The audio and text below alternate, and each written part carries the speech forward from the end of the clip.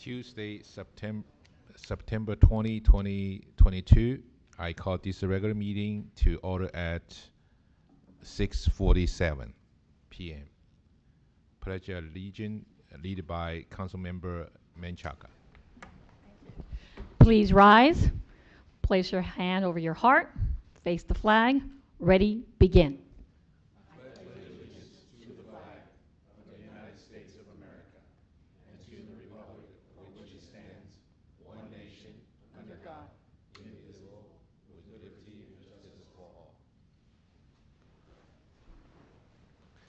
Clerk, roll call, please. Mayor Ding, Here. Vice Mayor Harrington, Here. Councilmember Menchaca, Here. Councilmember Rivera, Here. Councilmember Wu. Here. Closing section report. Our city attorney will now give the closing section report from the special meeting held on early tonight. Sure, Mr. Mayor. The City Council met tonight in closed session at a special meeting immediately prior to this one to discuss two items. The first item was involving a matter that concerned a potential threat to public facilities, and the City Council received a report from its IT manager regarding this topic. The City Council also received a report from labor negotiator Macias regarding the certain employee organizations that are listed on the agenda. Having received those reports, no reportable action took place. Mr. Mayor, that concludes the reports. Thank you. We will now have some announcement from our assistant city clerk. Tonight's meeting is live streamed on cable channel 3 and our online platforms. If you wish to address the City Council during tonight's meeting, we request that you please complete a speaker request card and hand it to the clerk. When speaking, please state your name for the record. If you wish to be added to the distribution list to receive City Council agendas, please email your request to cityclerk@sgch.org. Thank you. Approve agenda order. Are there any objection to the agenda order? Can we pull? Oh, I thought the staff was going to pull item I. You said that. Okay, sorry. Okay. Okay. So it's the amended approval, amended agenda then. We will pull it once we get to the consent items. Oh, I'm sorry. I thought we did it in advance. Okay. That's the agenda. Thank you. Okay. No? Okay, I hear none. The agenda order is approved. Okay. Technically, City Council member Menchaca was correct. Since this is the approval of the agenda and we know we're pulling that item, we would approve the agenda without that item. Okay.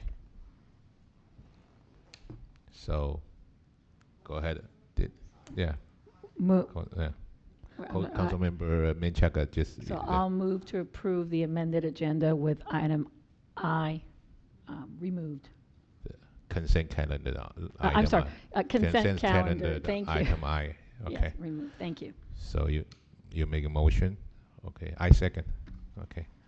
So motion made by the Councilmember Menchaca, second by Mayor Dean. Please vote.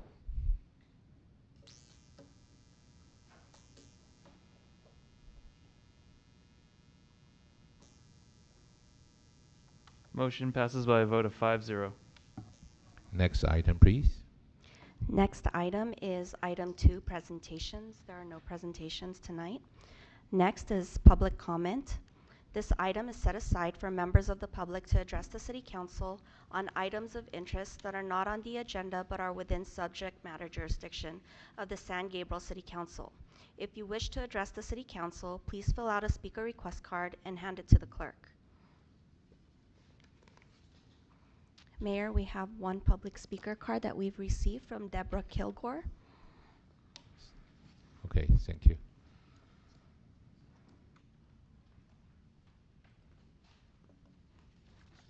Good evening. I'm here to talk about elections.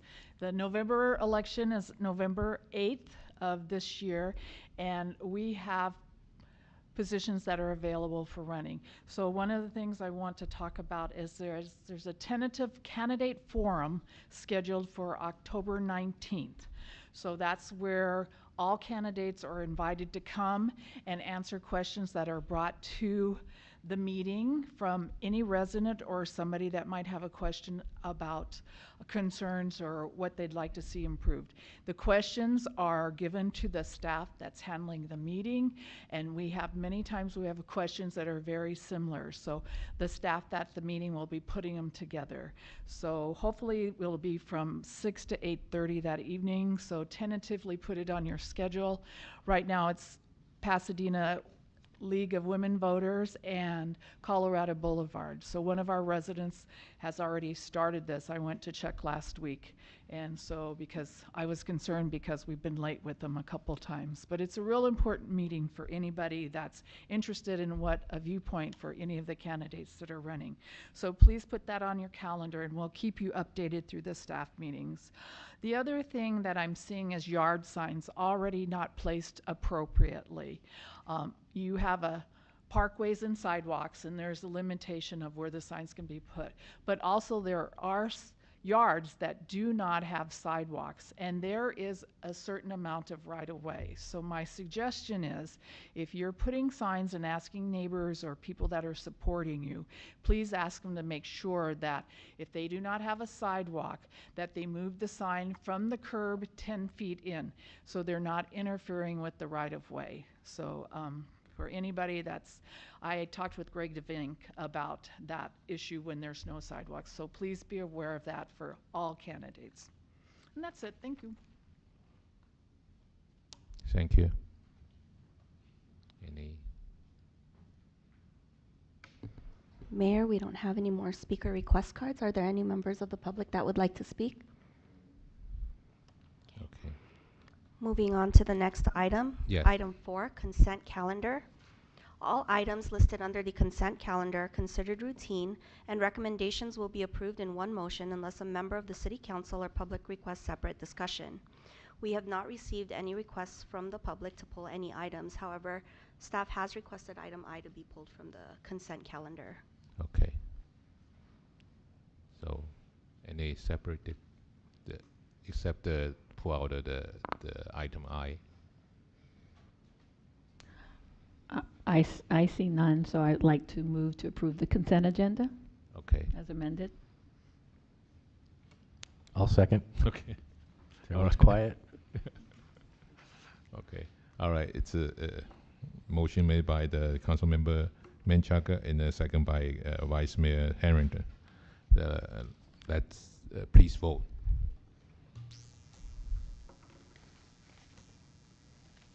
Motion passes by a vote of 5-0. Okay. Next item, please. Our next item is item 5, public hearing. There are no public hearings tonight. The next one is item 6, continued business. Also no new business, continued business tonight. Finally, item 7, new business. Item A, donation of Assembly Bill 481 military equipment rescue vehicle. Police Chief Harris will be making the presentation. Good evening, Mr. Mayor, Mr. Vice Mayor, members of council. Before you is a staff report required in order for us to make any requests in compliance with AB 481, the use, purchase, and acquisition of military equipment. In this case, it is a rescue vehicle. The County of Los Angeles Bureau of Investigations of the District Attorney's Office recently notified our staff that their armored vehicle was being relinquished for donation to a local police department. Staff is seeking City Council approval to accept the donation due to the police department's dire need of a rescue vehicle to conduct its life-saving measures during critical incidents. Staff recommends, pursuant to Assembly Bill 481, which requires approval for the City Council for all military-style equipment purchases and donations to comply with the Government Code 7071. Staff further recommends City Council approve and provide the City Manager the authority to accept the donation of the 2008 Ford Armored Rescue Vehicle from the County of Los Angeles Bureau of Investigations of the District Attorney's Office. And with that, I'll take any questions. You'll see on the, I'm sorry, yeah, Mayor, you'll see on the board the pictures that are there that we put there for Okay. the public. This is what the vehicle looks like. Okay. It does not look like some of the other vehicles that you might have seen for tactical deployment, such as Bearcats, Bears, and other type of military vehicles. It is based on a basic Ford chassis but it's a heavily armored vehicle that to get it looking this way and performing in the way that it does cost to the sum or to the tune of about $400,000. We will be getting that this vehicle for free. The only requirement is that we make sure that it's eligible and available for regional mutual aid requests, which is a given. We do that with all of our equipment and vehicles pursuant to our mutual aid agreements. So with that, I'll take any other questions you have. Okay. Does any council member have the factual question for staff to clarify the report? Council member Wu? Thank you, Mayor Dean. Yes, Chief Harris, I wonder that do we have any like maintenance plan? Would that be costly to us? Because this is the vehicle that is a 2008 Ford. So it's been like 14 years. So would that be like a costly to us to maintain this vehicle? Well, two things. One, it's well maintained. Two, it's been refurbished at points between that time. And so it has basic needs based on what my discussions with the Public Works Director, that it's a diesel vehicle that allows us to kind of fit it in with our regular fleet for regular maintenance and repair. Okay, thank you. Although it is Okay, a 2008, Councilmember. I believe it only has like 18,000 miles on it, right? Or something like that? Very low number? Yeah, it's a very low number of miles. Yeah, I was reading about that. So can you kind of educate us a little bit and just let us know, like, in what situations would we use this vehicle? We consider this a rescue vehicle. So as you've seen in recent newscasts and recent violent events and certainly school shootings and things like that, you have a decision to make as first responders as to what you're going to do when you decide to make a plan to go into an environment like that, where you have a mass casualty event. And sometimes as human beings, we stop at the door and we say, am I protected? And how am I going to go ahead and implement my plan? This tool will give us the opportunity to expedite that process and make that decision-making process a little better. Because as a human being who doesn't want to get shot, I'd rather make the decision to drive in with something like this that protects me and the people that we're going to rescue than just making the decision to go in because that's what we're supposed to do. So what it really is a force multiplier for us. It certainly makes sure that we can act in a much quicker fashion to make decisions to go in and rescue folks. And if you can picture some of the newscasts from Uvalde where the folks were walking into the school and then hesitated and stopped for an extended period of time, this would give us the opportunity to roll into those environments very quickly, be protected, and then rescue folks and keep them protected. Did I answer that okay?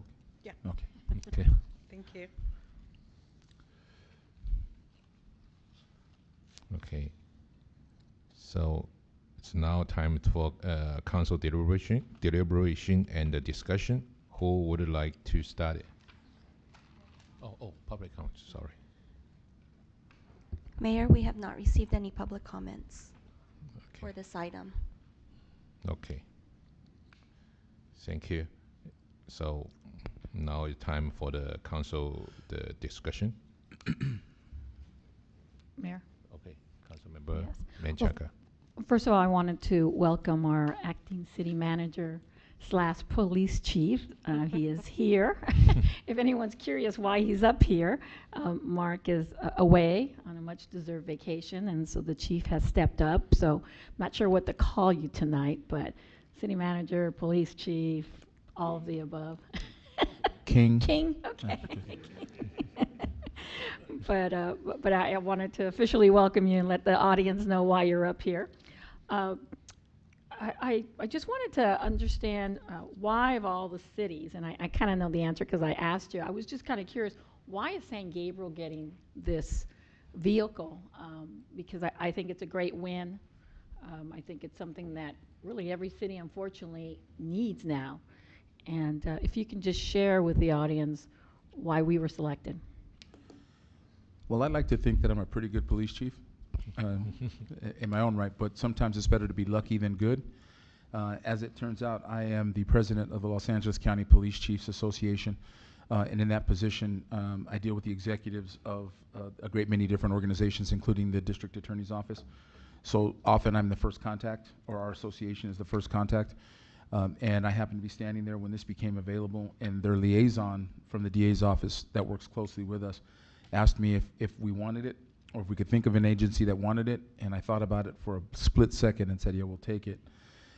Again, with the caveat that we make it available for regional use throughout the mutual aid agreement that we have with anybody in the San Gabriel Valley, or in the county actually, but typically it's going to be with those folks in the West San Gabriel Valley, because the rest of the county has some of their own vehicles that they can spread through their own region. So again, better to be lucky than good, but that's how it came about. Standing in the right place at the right time. Well, you're lucky and you're good. How's that?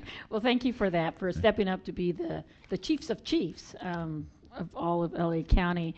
And I just think this is just a wonderful opportunity, and I just want to thank you for doing that extra work and bringing this. So I'm ready to move to approve if there's no other questions. Just one added comment that you remember when we had the 481 staff report, when we first, the Assembly bill came down, and I advised council that at some point we were going to be asking for a rescue vehicle because it was something we were really going to need, but we were going to wait a couple of years. It was a week later, I think, that this became available. Okay. So I promise I didn't have any advance notice when I was making that pitch to you guys, but I'm sure I'm glad it worked out the way that it did. Well, Okay. thank you, Chief. But I'll try that next week. Ladder truck. Okay. Okay. Yeah, it's did the vehicle have any weapon or something, because they call the military equipment too, right? That define this vehicle, right?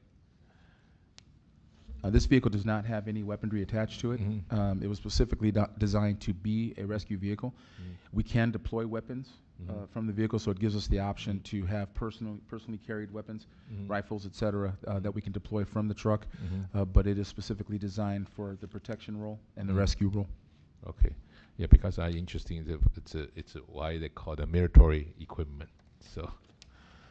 To clear that up for the public, military and military style equipment traditionally just means anything that was designed with a military precept, and it can be designed for that or Okay. redesigned for that, depending Okay. on what the configuration is. So Okay. there are many things that can be considered that. Okay. Mhm. Okay. Yeah. So they also have the bullet approved, some body, something, glass. to Everything on protect- it's bulletproof except Okay. for perhaps the tires. But Okay. it is definitely a protection vehicle that is specifically designed for the rescue mission. Okay. And it's heavily armored. Okay. It will be help to protect our policemen and the rescued person too, right? Protect both, right? If they rescue. Yes, and if you look at the pictures, I think if we can go back, when I don't have the clicker thing, to the one where you can see all the way in the back, directly in the back side, I think there's one. Yeah, that one. You can see that it's specifically designed to carry folks into or out of hostile situations with armor, and it's configured so that we can put rescue folks that may have been injured in a type of situation. So it's made for an exigent evacuation. And you can see by that it's a very wide opening in the back so that we can get in and get out, close the doors, and be protected to get folks out of harm's way. Good. Thank you. Looks, it's. I think we city needed that to protect. Yeah. Okay. Yeah. So, any discussion? If not, I'll move to approve. I'll second. okay. The motion made by Councilmember Menchaca and second by Councilmember Rivera. Vote, please. Motion passes by a vote of 5-0.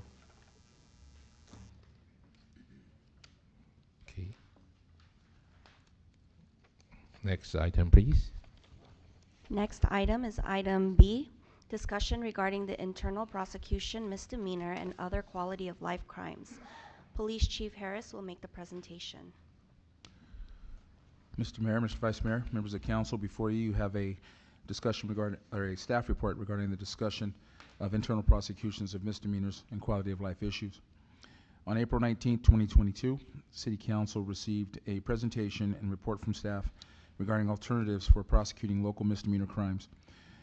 At the conclusion of that item, the City Council directed staff to return at a future meeting with further information and analysis regarding options for prosecution of high quality of life crimes that negatively impact the community. Based upon further discussion with the District Attorney's Office and other cities that have been working through this local prosecution of misdemeanors, it appears as though creating local infractions in our municipal code is a more appropriate approach given the circumstances.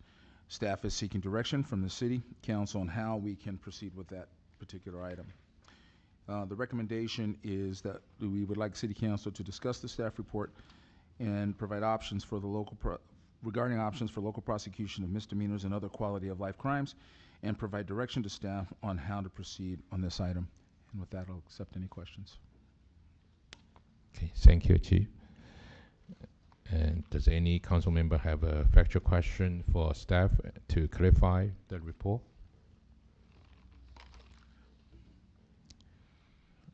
Okay, I hear none.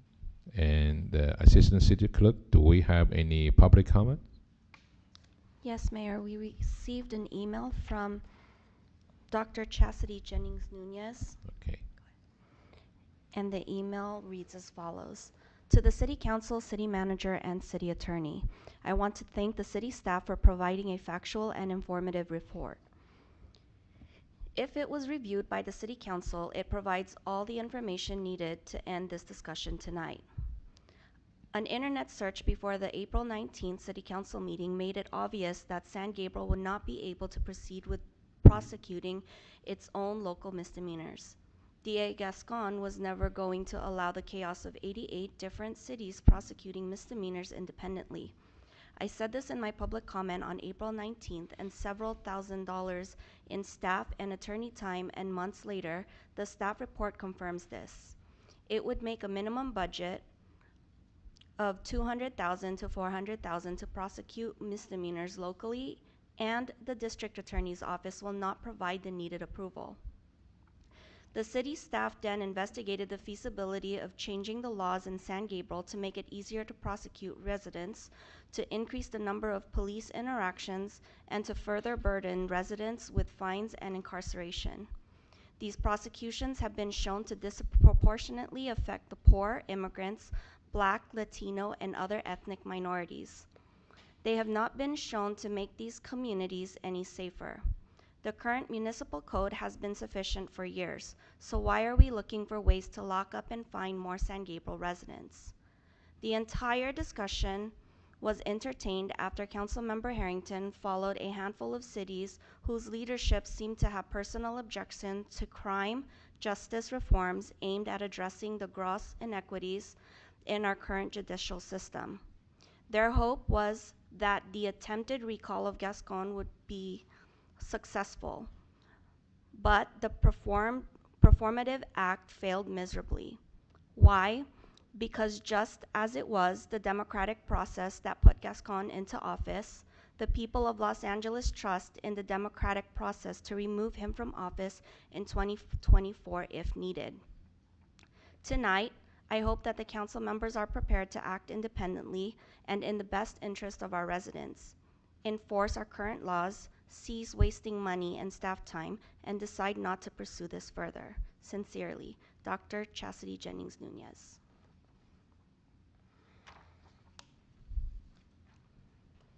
Mayor, that's the only comment we received tonight so far. Okay. Any public comments? I hear none. It's now time for the council deliberation and the discussion. Who would like to start it?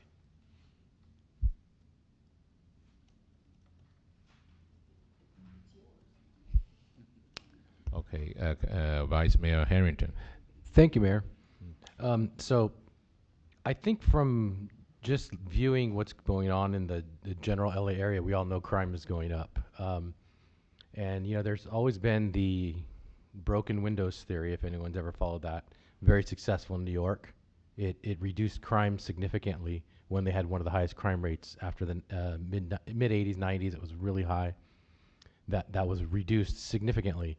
And it was addressed by the small crimes, not the big crimes, because small crimes always lead to big crimes. Criminals don't start out with felonies. They always start out small and then work their way up. They're younger. They aren't diverted at the right time. So this is not about prosecuting residents. So I think that's completely skewed of what the goal of this is.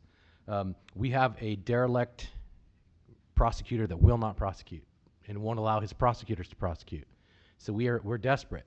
We have a democratic process, and I'll put that in quotes, that threw out 27% of the signatures. Imagine if 27% of ballots were thrown out. Who would say that's a democratic process and that's a great process? If we didn't throw out less than 0.1% of the ballots because of signature failures. All of a sudden, those same people get thrown out. So I don't agree that this was a democratic process. I believe this is a process that should probably be litigated, and former prosecutor Steve Cooley is going to litigate this. It won't make the ballot here, but it should be rectified in the future because there was no oversight. There was no one got to see the signature verification process. That's not open and transparent. That's not democratic. So I don't agree with that this was a democratic process. Now we're left with, why are we doing this, or why would we do this? Well, because we have a prosecutor that won't prosecute. So it's like having a totally ineffective tool. So I have a screwdriver that won't drive screws. I get rid of it, or I find a different way. I'll use my key if I have to do it. Whatever works. It's proven that when a city or an agency prosecutes and arrests and prosecute criminals, crime goes down. It's proven. Now we are not prosecuting, crime's going up. And I think the chief is able to verify this. The criminals talk to each other. They're not like openly, but they know where they can get away with crimes, what crimes they can get away with, and they know that right now it's pretty much free for all everywhere, except for the cities that are prosecuting. You can see their crime rates are lower. That's an observable fact. If word gets out that, hey, I did my crime in San Gabriel and my car got impounded. I did my crime in San Gabriel and I actually went to jail. I got arrested and I had to go down there and I didn't just get a citation and walk away and did another crime 20 minutes later. It actually bothered me. I wasn't able to go do my third crime that day. Those are the things we're talking about when we talk about quality of life, because if we're worried about protecting our community and our residents, then I think getting a package stolen off your porch is more than an inconvenience. You feel violated. Having someone walk onto your property for no good purpose, it should be prosecuted. That's something where if they're here and they're on your property and they're doing something that you don't want on your property, right now that does not get prosecuted. We could do it locally, and we could do it effectively, I think, with just our city attorney. I think that something like this, saying that it's just trying to prosecute, I forget the exact terms that we're using in the public comment, but basically it's an unequal prosecution. That's not what our police do. Our police prosecute people that are committing crimes. So if there's no way to prove somebody did a crime, they're not going to get prosecuted. And I don't think people that are committing crimes are, conversely, are not going to get prosecuted. This applies to everybody. So if you're doing something that we can come up with, which from staff's report appears to be the two basic areas are nuisances, which it's pretty broad. We can control that. I think that's the big one. I think the other one's kind of, I think nuisances is the big one, but I can think of several nuisance crimes that we could fit outside of the California code and that become truly municipal code that could have significant impact to the quality of life in our city. And as well, the prosecution itself is going to be a deterrent. It also is a way for us to divert criminals. So say someone comes along and does something, we can say, instead of paying a fine or instead of going to jail for a certain amount of time, if you go into a program, because we caught you, besides the nuisance, we caught you with a little bit of whatever drugs on you, then we won't even go for that charge at all. We're just going to say enter a drug program and you got no fine. Those are things we would now have control over.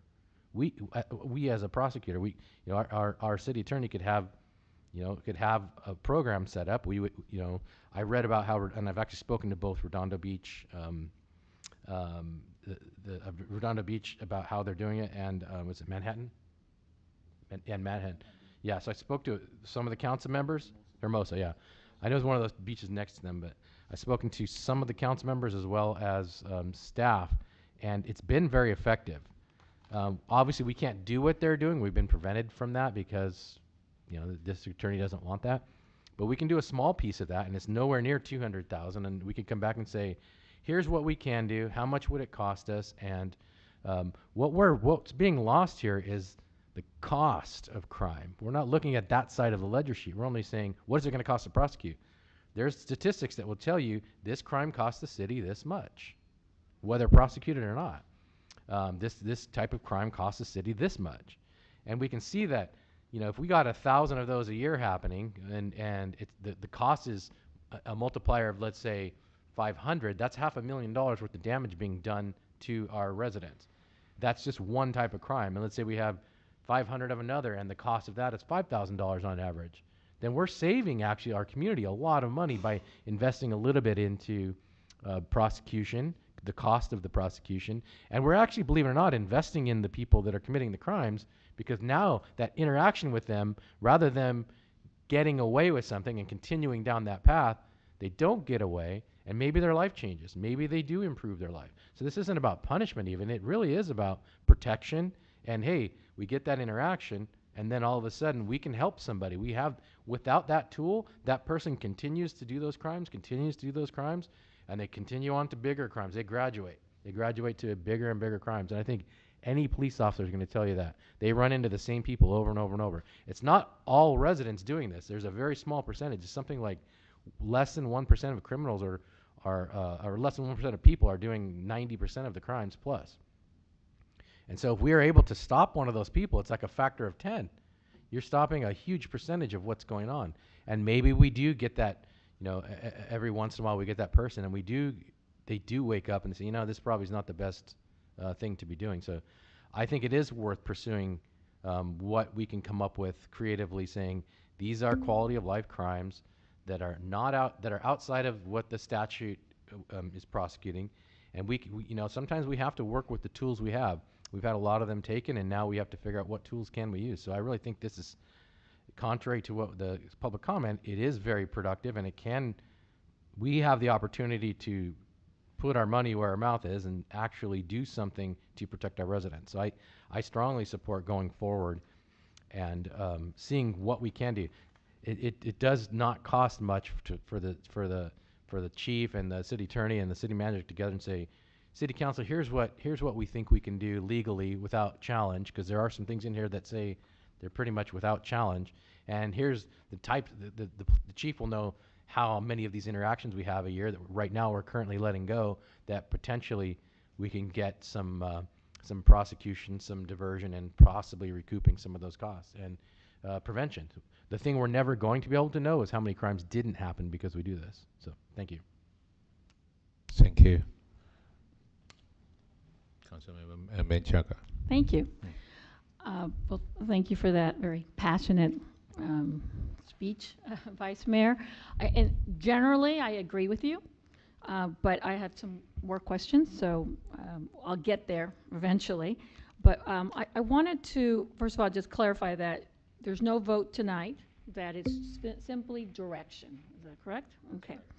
So I'm going to turn to the city attorney, because again, there was some misinformation that was provided in the public comment, and I want the city attorney to clarify that when these type of items are being looked at, you're working with a retention, so it's no additional cost. Can you explain that to the public, please? Sure.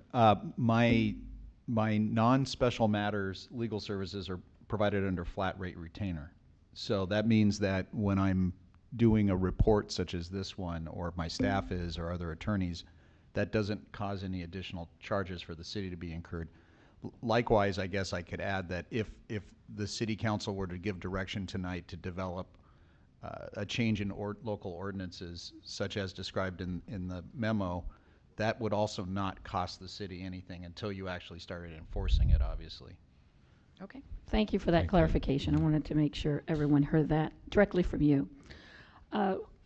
I am happy about this report because I think when we made that decision back in April, it was the matter of, I think we have the fiduciary responsibility to at least explore, not necessarily agree with everything, but at least explore and get more information. And so I really appreciate this report, Chief, Acting Manager, whatever you are. So thank you for that. It's definitely much more manageable than the $400,000 that was initially given to us, but this is why we do more research. This is what we're supposed to be doing. And so I had a few questions.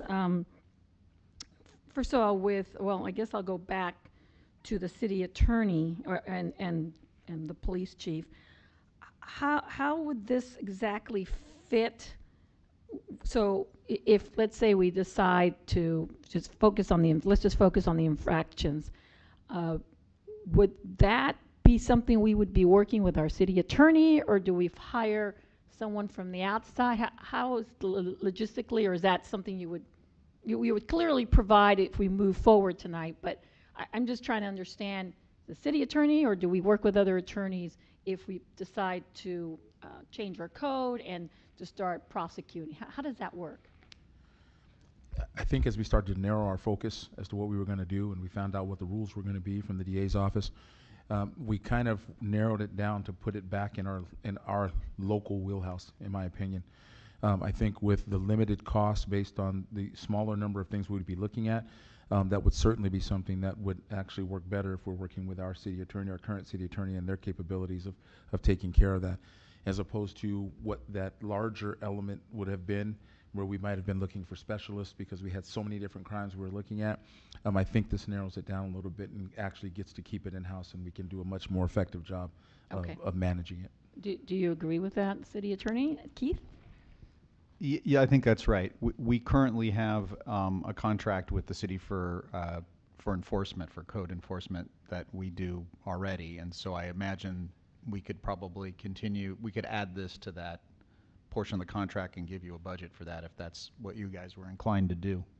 Okay, so then I know we have neighborhood enforcement code, and then we have, I guess, other codes that are very specific to the police. So if we focus on just, let's say right here, it says public nuisances, trespassing, and loitering, would that be part of the code through the police or through neighborhood enforcement? How does that work? What we would do is we would identify via municipal code sections that we could enforce, and identify those things so we specifically work through the muni code. So it could be the police department that's enforcing it. In certain circumstances, it would be code enforcement or NIS that would be doing it. And so all of it would fall under the same umbrella, but the codes would be the same. So it wouldn't be a code that's specific to this group or specific to that group. It would be an overarching code that we could all enforce and develop an enforcement plan. Okay, so there will be other departments involved. Yes. Okay, great. And then would we, I mean, I know I'm kind of stepping ahead here, but I was just trying to understand, would we prosecute like case by case, or, you know, everybody who trespasses or found drunk in public would be prosecuted? I mean, how would that work? I think with everything, especially with misdemeanors, there's a certain amount of discretion, and we have to do it on a case-by-case basis to decide what are the cases that need to be prosecuted. Repeat offenders are a significant issue for us.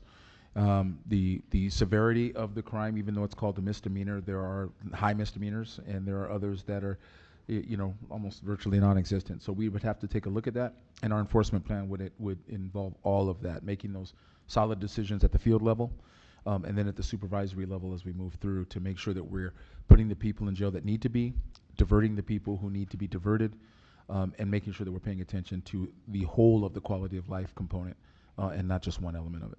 Okay, so that would be one of my recommendations, which I'm not sure, I think Vice Mayor also mentioned that if we move forward, if we can get 3 votes, that we have that type of analysis, because right now I don't know if we're looking at 1,000 or 10 or 100. I don't have a good feel for that, and so I think that would be really important, at least, you know, and it's going to be really difficult because with COVID, oh, here I go. With COVID, it kind of skews it, so we might have to do pre-COVID or, well, you know better, but just something that's very realistic, because I think that would also put into perspective what we're looking at. And so I would ask for that. And then there is a comment on page 4 where it says, or I'm sorry, not page 4, page 2, where it says that you've had, let's see, the information relevant only for information purposes because discussions with the current DA office has not been productive regarding an agreement for San Gabriel to prosecute misdemeanors. What does that mean exactly, not productive? Is he not returning calls? Is he, you haven't been able to really sit in the room and talk to him about some of our issues? Could you just clarify what that means, not been productive? Certainly. At the time the staff report was written, we were trying to sit down with the district attorney, and we were working through other agencies who currently prosecute their own misdemeanors and have been doing it for quite some time.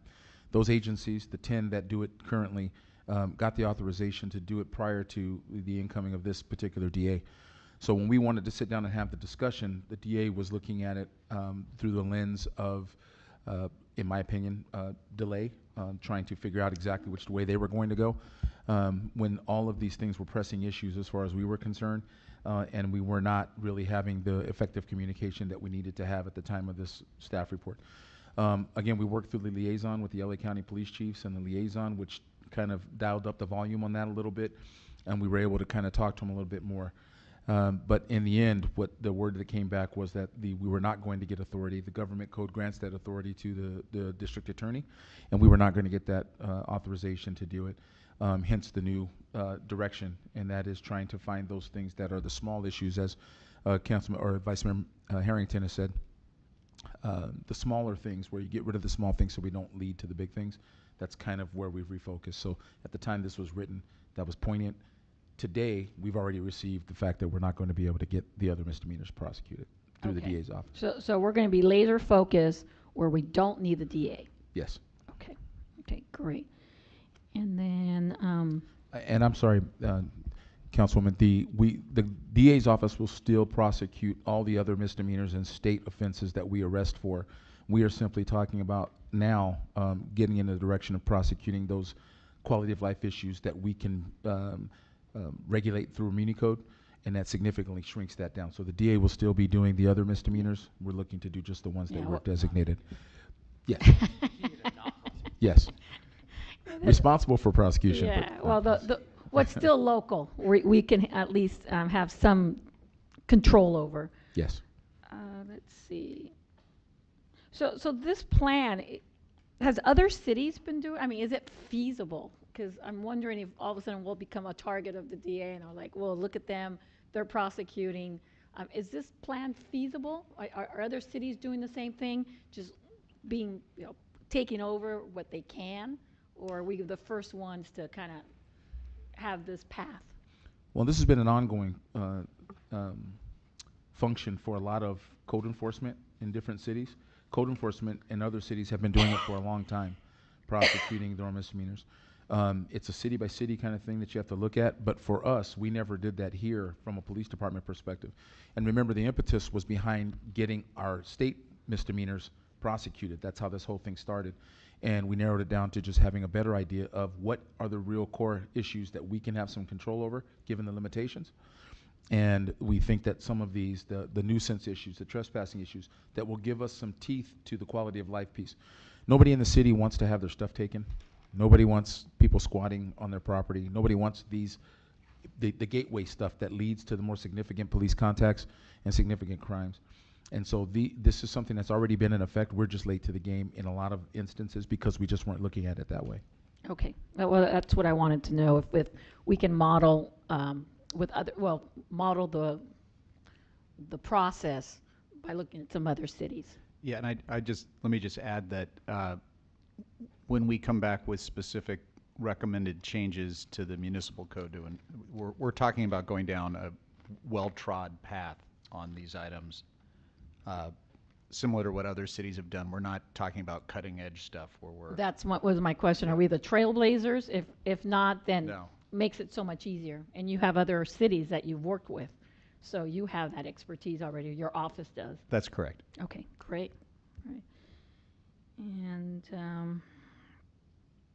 so for San Gabriel, what are the top quality of life issues? I mean, it says here public nuisance, trespassing, and loitering. Are those the three in summary, or is there anything else? You mentioned squatting, which I believe is that under trespassing or? Very similar, but if you get people moving into a house, let's say they go in and it's an Airbnb or whatever the heck they're doing there and they decide not to leave, there's an extensive process sometimes that you have to get people removed. If people go in and take control of a property, they have some rights that create significant problems for us to enforce. We can do it, but it's time consuming and creates issues. What we need is a tool up front that allows us to deal with those things so that we don't have to do the after action stuff that typically has to take place to remove folks. So if you're looking at the disturbing the peace things, the nuisance issues, we currently already have enforcement muni codes against, let's say, loud music, loud noise, to the point where we have first and second response notices. If we go out there the first time, we're going to tell you. We go out the second time, we may charge you. And so those are things that are already in place, but we still don't do the enforcement. That would still be something, as it stands today, if we decided to enforce it, we'd have to send to the DA. We may be able, based on our municipal code, to do that on our own, and then we can solve that problem ahead of time. And that takes us back to how we solve these things with diversion and being able to control the diversion process. I noticed that. So when it comes, go ahead. So when you say that, Chief, when we send them to DA, also, if we send something to DA on the higher, quote unquote, higher misdemeanor and they refuse to prosecute, then we would still have that opportunity to prosecute. Because we could charge the lesser charge.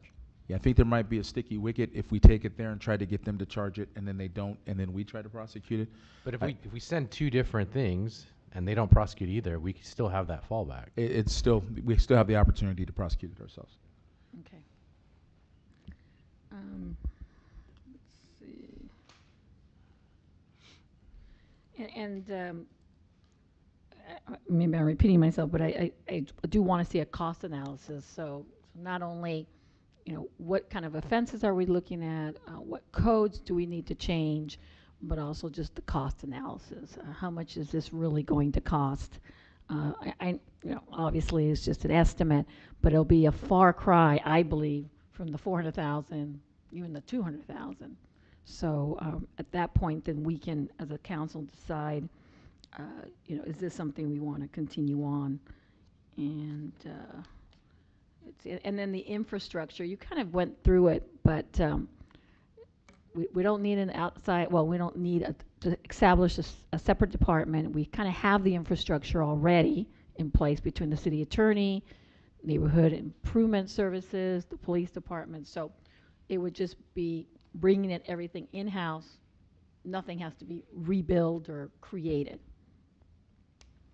There's no real significant infrastructure change. Everything is the same from the field contact to the arrest and to the filing. It simply sends all that information. Instead of sending it to the court, the local court, we send it to our folks and they take it to the court.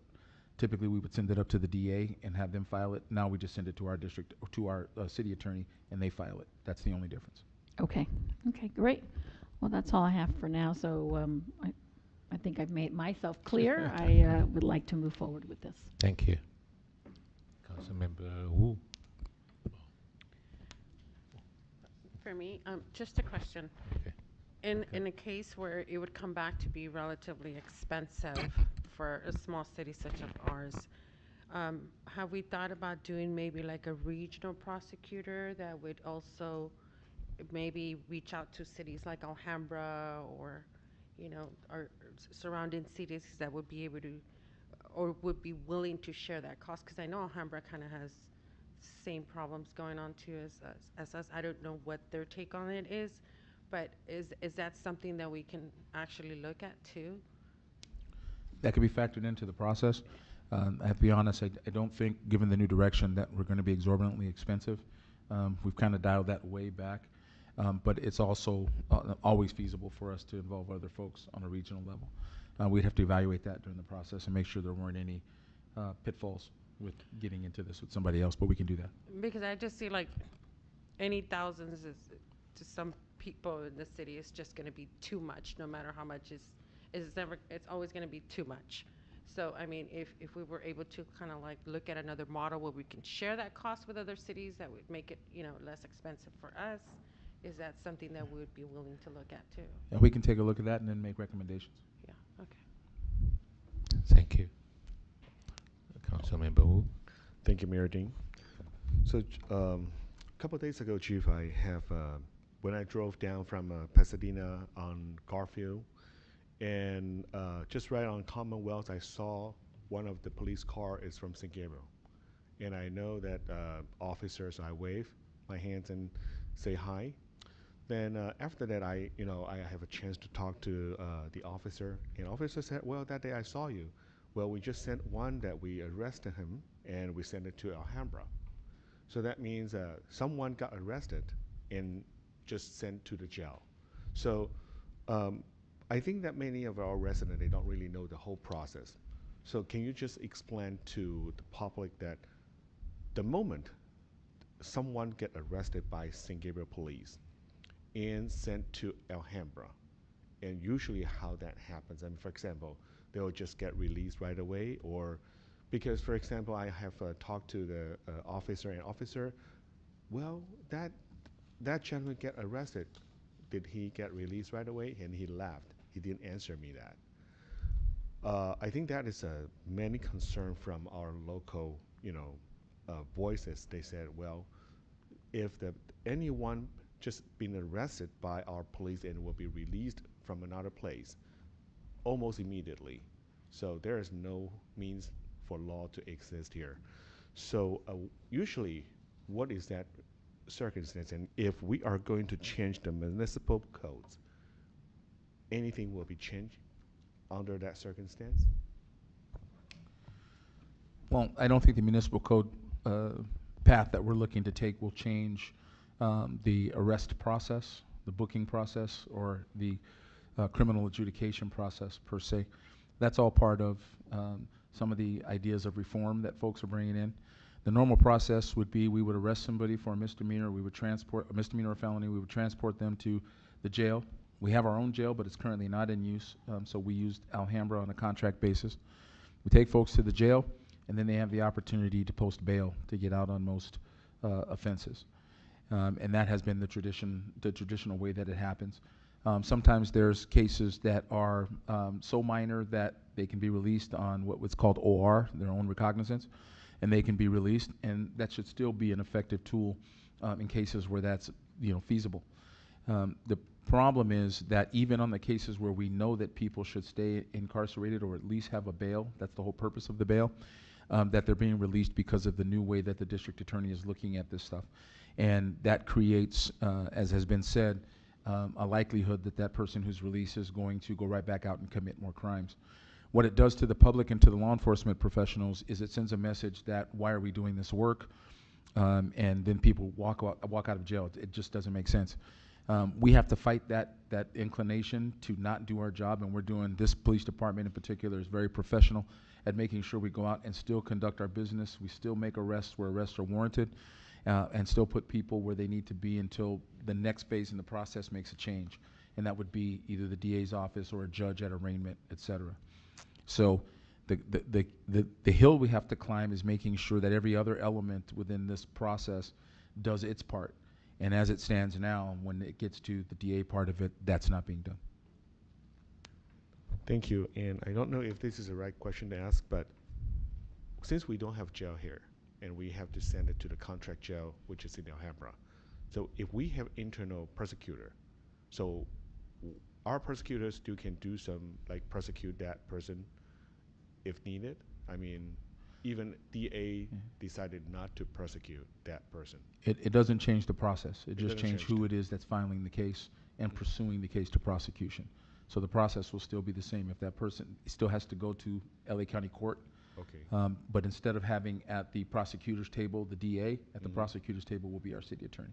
Okay, that's clear. Okay, very good. Thank you. And so there will be no cost will happen at this moment if we even decide to move forward until that we really want to enforce the new municipal codes if we are going to change that, right?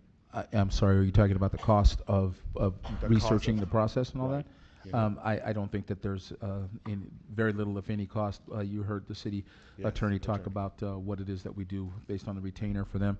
For us, it would be staff time at the executive level, or at least at the mid-management level, to do some of the research. I don't think it impacts us fiscally. Okay, thank you. Okay.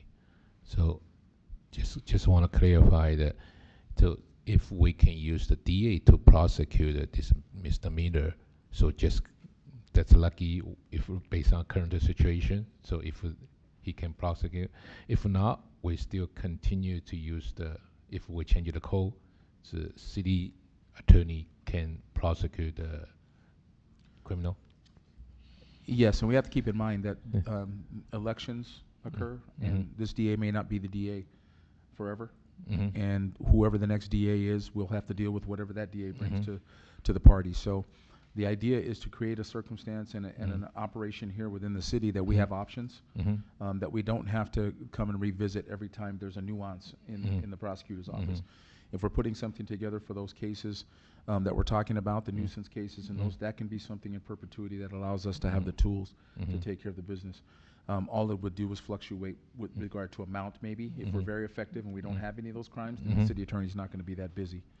If we get to the point where the crimes increase, then we're going to be a little busier. So the process doesn't change. Okay. The city attorney, if we sue the prosecute the criminals, is it how much cost? You have any estimate each case? So it's case by case, right? I think that's going to have to deal with when we put the study together and give you a cost analysis Okay. of what that's going to be. We have to factor in court costs and some of the other things. But Keith, I think you can probably talk a little bit about the retainer and what you guys have going on. Yeah, we've got a very low hourly rate, and I don't remember what it is offhand for code enforcement. I think it's like $2.10 an hour or in that range. It's very low. Okay. We have estimates that the chief developed talking with the beach cities regarding how much time they take on the cases. So we could kind of, once we get an idea of, and then we'll have an idea of the number of prosecutions we would expect a range. So we could give you kind of a ballpark range as far as Okay. a budget is concerned, and then have it make its way into the legal budget. Okay. Thank you. Yeah, like the chief mentioned, so because either we have 2 years later, based on the current scenario, maybe changes, maybe it's a voter will be help to change the direction, right? But short term, so if we do this kind of research, so how long we can have this kind of report? Because we want these 2 years, I think we want to protect our local community, especially recently we have a lot of the window glass the broken on some plaza, it's a supermarket. So it's community, but I just want to say the efficiency, so how long we can have this kind of research, and then we can, how long we can, if we agree, council member, the others council member agree, so we can execute this plan. That's hard to say exactly how long the research will take, but I think that since we narrowed it down, it's a lot more focused, and we have the ability to turn the experts onto it. So I hesitate to give you, a monthly estimate or whatever it is, but I can tell you that I think it would be relatively easy to put this part of the process together and give you the opportunity to look at it. So as part of the research, I could come back to you with a little bit more of a specific estimate on time. Okay. But just to let you know, I think it would be a lot easier than what we were planning to do initially. Okay. And when you do the research, can you help to, we mentioned, Redondo Beach and Hermosa Beach, they already did it, same thing, right? So is there any analysis compare their city, compare a neighborhood city, the crime rate show will be help, reduce it for the misdemeanor? Well, there's one component that's a little bit different with those beach cities in that They are part of the 10 beach cities that got authorization to do all of their misdemeanors from the previous DAs. And so Oh, they're previous, doing a okay. volume of misdemeanors beyond what it is we're looking to do. Okay. Because we're not going to get authority from this Okay. DA to do that. And so they look, their research is going to look a little different, and it's going to be a little older based on okay. having the authority to do the whole Okay. the whole gamut of state Okay. crimes. So Okay. we will find an agency or look for an agency that is trying to do it or has done it the way that we're looking to do it now, and then we can use that as a template. So is there any, our LA County have any other agency in a city they did the same? I'm sure there are. I just don't know off the top of my head. So Oh. that'll be part of the research. Okay, all right. Can I ask a question? Okay. So I think the next step would be developing the ordinances. And so, and I'm sort of trying to figure out, so I guess we've sort of discussed a topic generally, or the topics to suggest ordinances for. I guess the question is, you know, it would be possible for us to kind of take a quick survey and then kind of come up with a best of ordinance, something that's been used elsewhere successfully. Maybe bring that in front of the city council for discussion, or even do it on a first read, depending on how it feels, I guess. I guess that's my question. Would the city council prefer that we sort of come back with more specific ideas about what the ordinances would be, or should we actually just come back with an ordinance? Okay. If I may, really quickly, Keith, I think you hit the nail on the head. We are dealing with two different issues. One is the development of ordinances and how we're going to go through that process, and the second is whether we're going to prosecute those ourselves. So there's a kind of a two-component thing we're dealing with here, and we probably need direction on both of those. Right, and I guess the point I would make is, you know, you can adopt an ordinance, and then as far as how much and to what extent and what the mechanism is for enforcing it, you know, that's a decision that can come later if you're interested in moving it along, I guess. Okay. So that's direction is like the two-way, right? One is the changing the ordinance. Another it's like a way how to prosecute. That should be simultaneous to do the research. Is that meaning? Well, it's going to be difficult to do a lot of the research if we don't know which ordinances that we're going to be looking at. And so I agree that the recommendation, I agree with Keith that maybe that should be the first foray into this, is to find out and identify and then establish those ordinances that we're going to make changes to, make those changes, and then do the prosecution portion of it as a standalone. Yeah, I was going to mention that. I mean, I still want to see that cost analysis. You know, how much is that going to cost? How many, you know, whatever infraction it is, let's say trespassing. I mean, what are the numbers going to look like? And so I feel like we're kind of jumping into the ordinance, but if it makes sense, but I still like to see a little bit more analysis. It would be a lot more accurate, your cost analysis, if we knew which ordinances we were going to. But we don't know yet. I mean, you would let us know which ordinances Of course. That are available, and then we could have the cost analysis. Or maybe I'm simplifying this too much. Okay. Got an ordinance. This is how many we have per year in the city of San Gabriel. This is what it's going to cost. Is that the way it would look? I think so, but what we have to avoid is saying, give me a cost analysis while we're still trying to figure out what it is we want to enforce. We should establish at least minimally what it is we're trying to enforce, get those things codified, and then do the other part of the process, and you can get an absolute accurate cost analysis. So you're looking tonight for us to tell you what we should, or I guess I'm confused. I feel like we're missing a step here. The next step would be, here's the choices. Are these things we want to pursue? And if so, this is what it looks like, the cost.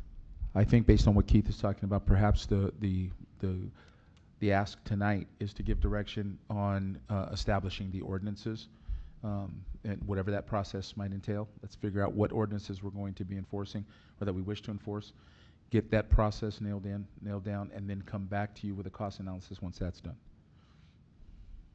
But if we establish the ordinance, does it matter on the cost analysis? Because we're changing the code at that point.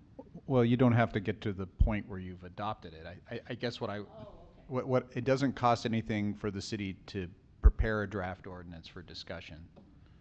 And the only question I was asking is, do we want to have an intermediate step where where you guys give direction kind of on, I could come back with sort of a fairly detailed and complete thing to look at, or we can talk about it as a little bit more of a blue sky. And I guess the question I had is, do you want a blue sky? I started hearing about the need to move forward, and so that made me think, well, maybe instead of doing another blue sky session, I should just come forward with a recommended ordinance for discussion. Then we can always add and take away from that. A draft ordinance seems to be the way to go. Yeah, I think I'd rather have the full buffet and they say, well, yes, yes, yes, no, no, yes, yes, and they're all ready to go.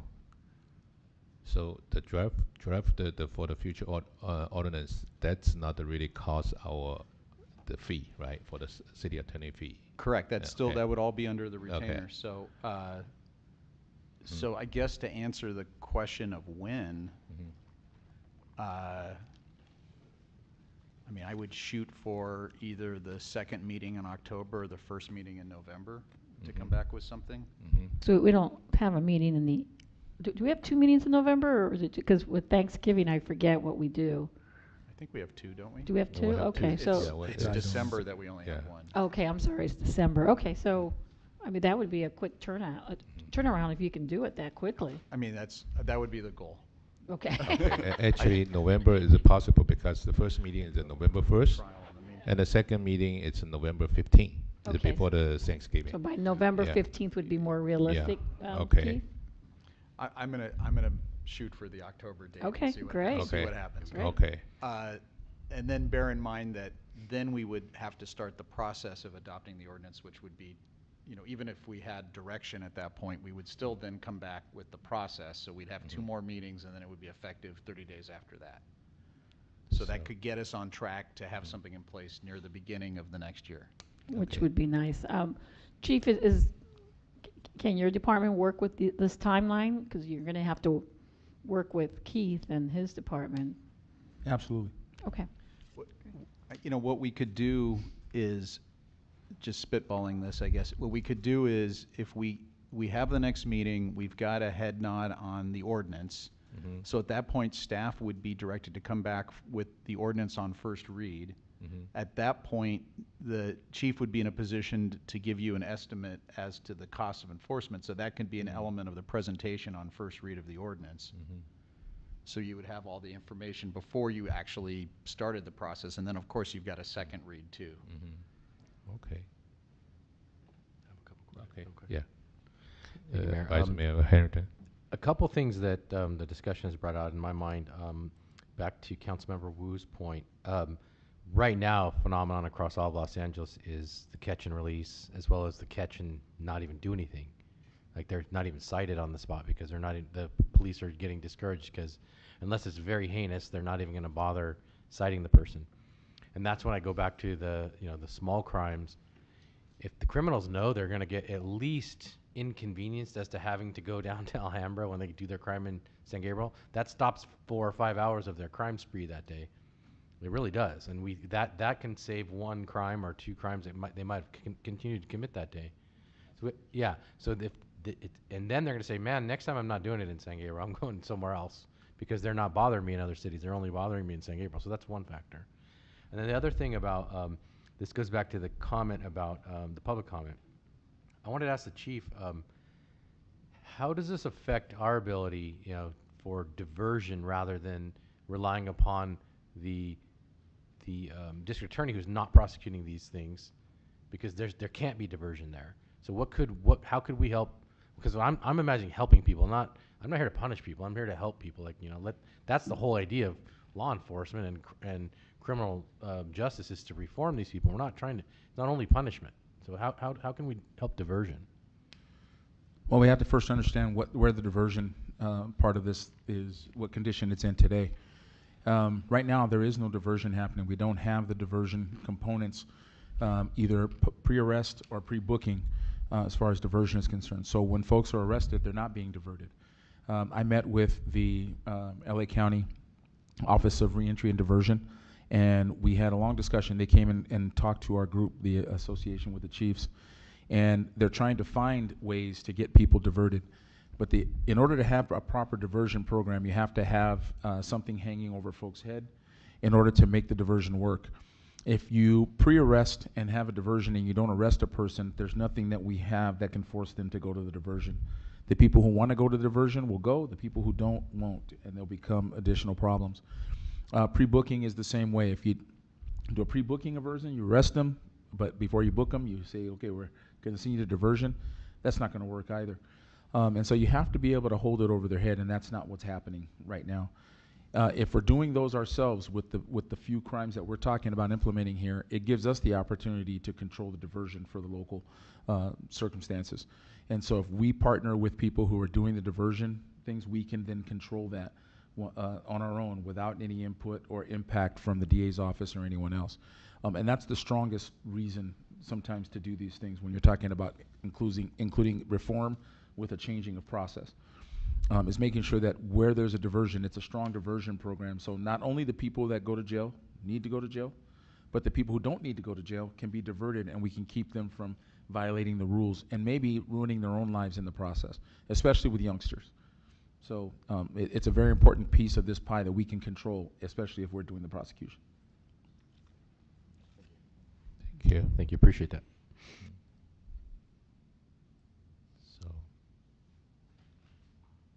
So need the keys to conclusion, with direction. So to Sufficient direction. So to reiterate for the record, it sounds like the City Council is giving staff direction to come back with a proposed ordinance to make changes in municipal code consistent with what's described in the staff report for purposes of discussion only at as soon as possible. Is that, Yeah. do I get my direction correctly? Okay. Sounds good. Good. Okay, Yeah. thank you. Thank you. Thank you, Keith. So we don't need a vote, right? So no vote. Okay. So next item. Next item is public comment. Is there anyone wishing to address the council? If so, please hand your speaker request card to me. There's no one. No. Okay. City manager report. Chief. Got a lot to report, but we're not going to report it today, so nothing for the city manager's report. Thank you. Okay. Yeah. Council member and the conference meeting report. Okay. Council member Menchaca. Thank you, Mayor. This past Sunday, the HERE Commission had its first really big event. It was the Mental Wellness Expo, and it was, I think most of us were there. It was well attended, well organized. It was not only at the Grapevine Arbor, but it was in front of the Mission Playhouse. It was in the back. It was everywhere. There was just so much activity taking place, all to help our community, our residents, with any mental health challenges and with resources. So it was a great event, and I wanted to give special thank you to the commissioners who were in charge of it. Michelle Brehag was the chairperson. Jackie Borja and Rick Kahn spent a lot of hours, a lot of time working on it, and I just wanted to publicly recognize them for that. And second, the Police Community Academy, I just received word that there's still some spots open. Starts Monday, September 26th from 6 to 8. It's a 12-week program. Acting City Manager, would you like to add anything more? For everyone in the community who wants to really understand the inner workings of the police department and how we partner with the community, this is a great opportunity to come out and really get some inside knowledge about how it happens, and really to contribute to that process where you may have a better idea than the way that we're doing it. We'll be more than willing to listen. Some of the folks up on this dais have gone to that class. Some of the folks here that I see in the audience have gone to that class. It is fabulous. The people that are putting it on for the betterment of this community, and it is really a wonderful thing. So if you haven't gone, I highly encourage you to sign up and really get informed and help us stay informed on how we can best serve the community. And I just want to applaud your team for putting that together. I've always heard nothing but good. Everyone who goes through the program just gets so much from it. And so thank you for reviving it, bringing it back. Instead of listening to, folks, the sidewalk attorneys and the sidewalk police officers, you can come get the information directly from your police department, who will give you the straight scoop, good, bad, or indifferent. And that way we can certainly develop ways to better serve you. Thank you, Acting City Manager, Chief. And then lastly, the Kiwanis Club on this Thursday at 12 noon, Blossom Market up on top. Everyone can attend. We were going to, I am president of the Kiwanis Club. We are going to showcase two of our nonprofits, SEF, which is the San Gabriel Educational Foundation. They will be talking about the work that they're doing to help our students and the programs they have. And then we're also going to have La Casa de San Gabriel, and been there 76 years. And we have a preschool. We have, and I say we again, I'm on the board of directors for that. But we have a preschool. We have lots of different community groups, including the San Gabriel veterans who meet there. And so it is really a community center, and we're always looking for new ways to help our community with the outreach. I also wanted to announce that we have a new board member. It happens to be from our police department. Officer Gil Magana is replacing Fabian Valdez, who is now chief in San Fernando. And so we do have representation from our police. So thank you for that also, because I know you encourage that, Chief. And so it's exciting, but if you want to learn more about La Casa and how you can help, please consider coming to the Kiwanis Club on Thursday, 12 noon, Blossom Market upstairs. Thank you. Thank you.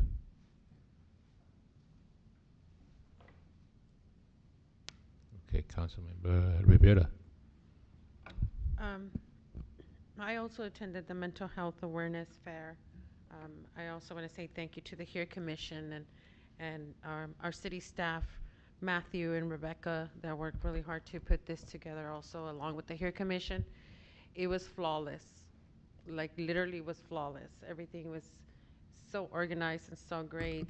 And as everybody knows, mental health is something that is dear to my heart. So I was really happy to see this come into fruition and come together, and hopefully it's something that we can continue doing every year, because it really is a big service to our community. So I was really happy about that. Thank you. Okay, my turn. Your? Okay. So yeah, actually, I agree the Councilmember Menchaca, Councilmember Rivera regarding the last week the mental health expo. I have chance to attend it, and it's thanks to the HEAR Commission to do the good job to this mental health wellness. It's so organized, and I saw a lot of resources from different organizations. Even we have the county and also some like a non-profit organization like AYC, and yeah, it's really help, and it's a good job. We can we continue to support that.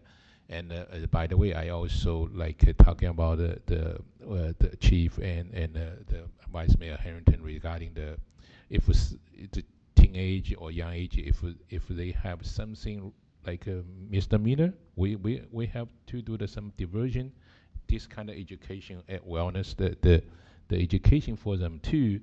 So proactive, and then I think it's a community can help to reduce this kind of crime.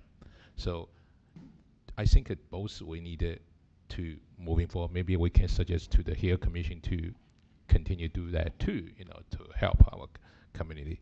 Yeah. Okay. So yeah, it's okay. So that's the conclusion the today's the report, and the closing section none. The meeting adjourned. Then at it's 8:06. The next regular city council meeting will be held on Tuesday, October 4, 2022 at 6:30 p.m.